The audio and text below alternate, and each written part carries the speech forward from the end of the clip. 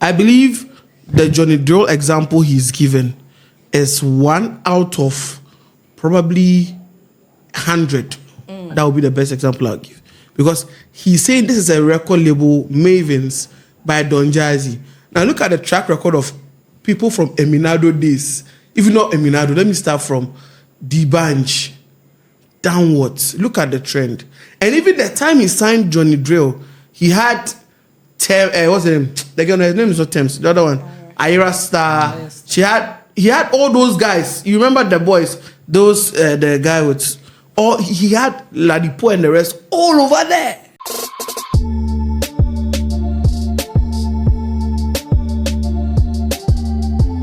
Major Nigerian record labels wanted to change my style, and this is according to Johnny Drille. Now, he is known for his soulful and alternative sound, and he has revealed that top Nigerian record labels once pressured him to switch to a more commercial style to fit the Afrobeat market. And his statement has actually reignited the conversation about artistic integrity versus commercial success in today's music industry. Now, we all know that Johnny Drille is on the label of Maven Records, owned by the boss himself, Don Jazzy. Now, when this one came out, people were thinking that, probably it was Maven or Don Jazzy that was trying to give him that pressure. But in his statement, he actually revealed that Don Jazzy, when he met him, was very, very receptive of his style of music. So there wasn't at any point during his early days that Don Jazzy tried to convince him or put pressure on him to try and then switch or change his style. Now, we see this becoming quite popular in our space here, also in Ghana as well, because sometimes you see a particular artist breaking out and they have this particular unique style. They have their own style coming up, and then they get signed or acquainted with some big men and big music executives, and all of a sudden the changes happen.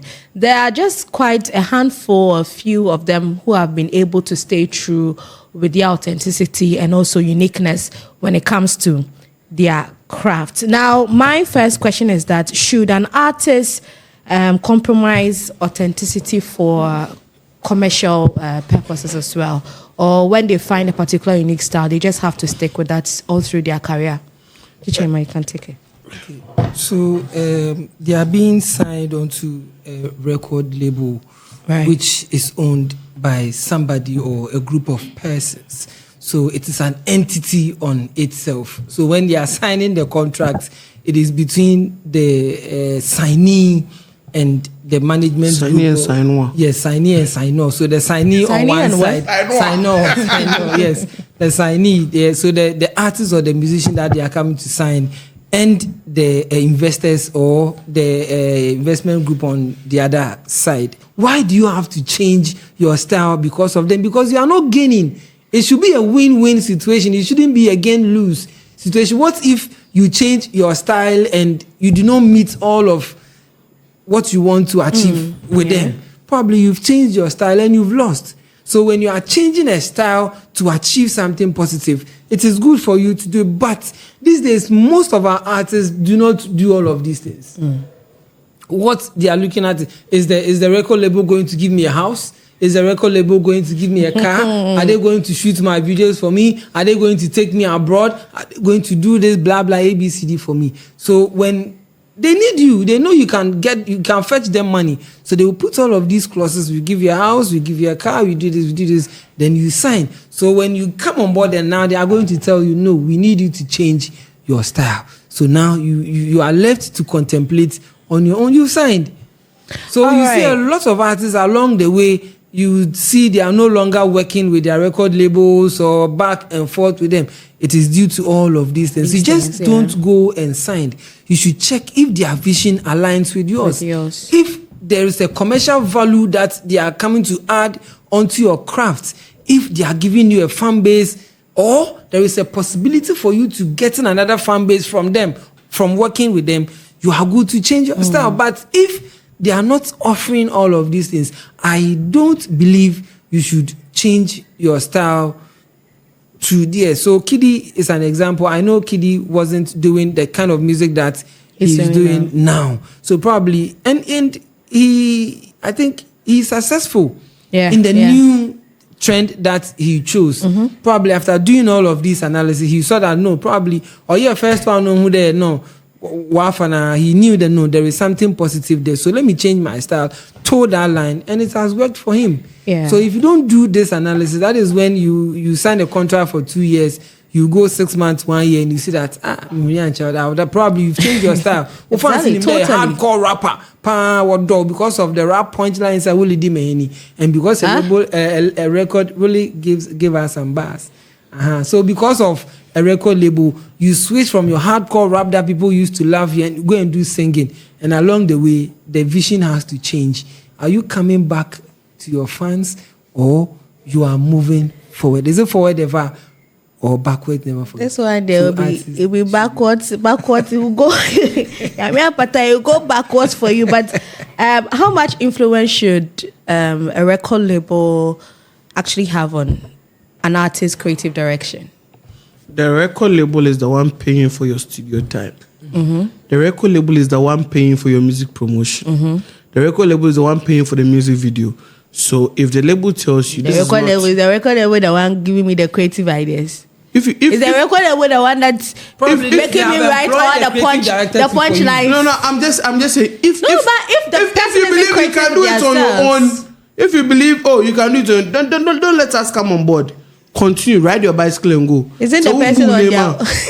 If you won't break your leg, it's up to you. But see, I believe the Johnny Drille example he's given is one out of probably 100. That would be the best example I'll give. Because he's saying this is a record label, Mavens, by Don Jazzy. Now look at the track record of people from Eminado days. If not Eminado, let me start from D-Banj downwards. Look at the trend. And even the time he signed Johnny Drille, he had what's the name? His name is not Thames. The other one, Ira Star. He had all those guys. You remember the boys? Those the guy with he had Ladipo and the rest all over there, who were all doing Afrobeat songs, who were all having a particular genre. But out of uniqueness, the man would have liked the guy's talent when he first saw it. So he was like, okay, this can be an experiment out of. So you think Don Jazzy liked Johnny Drille's style, alternative sound, because his record label was already saturated with he had the commercial ones. Interest, or should I say, he had already made profit from the Afrobeats side. So he taking Johnny Drille is like a new experiment to him. More like to balance the whole equation. Exactly. And the experiment, because again, he is Don Jazzy, that is the record label. So the promotion and how to push plugs was already there. But if from the onset they were looking at it that, we signed this guy in the next 2 years, he for blow, I'm sure that wasn't the mindset behind he having the boy in the first. He felt the boy was someone who would grow on people. And that is who Johnny Drille has been ever since he came into the industry. He just didn't have a breakthrough hit. His songs grew on people. The one that he did with Don Jazzy himself, I think that was the first major hit. Before he came to How Are You, My Friend? And subsequent songs. So the record label always has a plan. When Kiddy first moved to Lynx Entertainment, you've heard the story. He said, those Kwame Eugene who came in with fire in his belly, who was always recording in the studio, playing his own beats. So you have to go and learn. You can't come and sit there and be doing, Eduardo. You have to learn how to sing, mama. Even at that time, you could still feel he had the Eduardo in him. Which one is Eduardo? That was his name. He said when he first came. Which one is Eduardo? When he came, he wanted to sing like we are watching. Did he have a song titled Eduardo? I'm telling you, when he came, he was watching a lot of Lagate and the rest. Oh, God. Those Mexico telenovelas. So when they start, Did Kili tell you this? Did he say this anywhere? But that he was watching and taking inspiration from telenovelas, soundtracks from telenovelas. I'm telling you something. Eduardo But this could actually be true because at a point he and Adina recorded a soundtrack from a telenovela on GH1. Yeah, I remember. So maybe that was because he had the voice for it. You know, he's a lover boy. He's a sweet boy. His first song that broke him out, "Say You Love Me," it was on keyboard lines. It was like he was sitting there because that's his style. Which one is Lagata? Lagata or Cuando Seas Me. Cuando seas mento nimirado. So he will go like Kidi will enter and be like Makoma Mobiho Makoje Wache 5 series.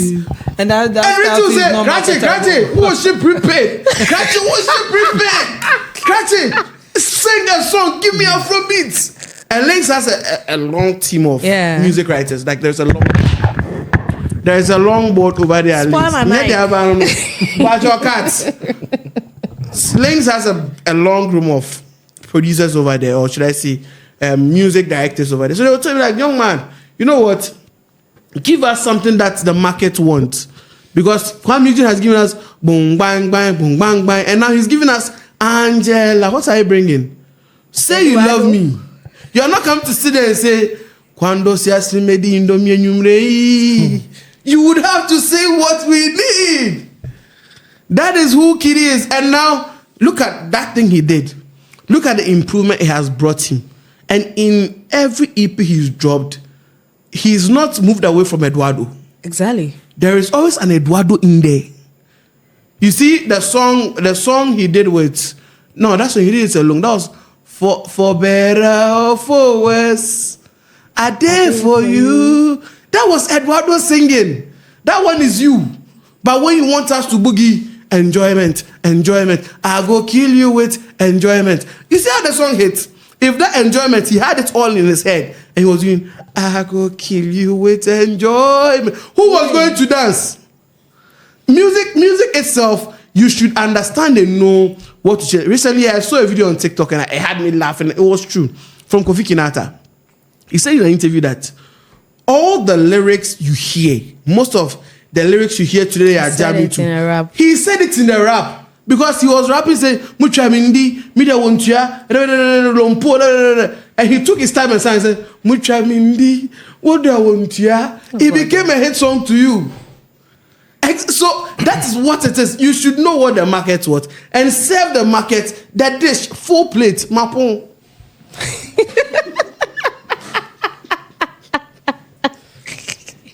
So that's Richard Kobe. No more Eduardo. Submission there. No more Eduardo. Big shout outs to Kiddy man, because if you don't give the shout outs and end it on a lighter note, remember your court documents. Now this week everybody is getting served. We don't want to be served. So let us also know your thoughts on this one in the comment section.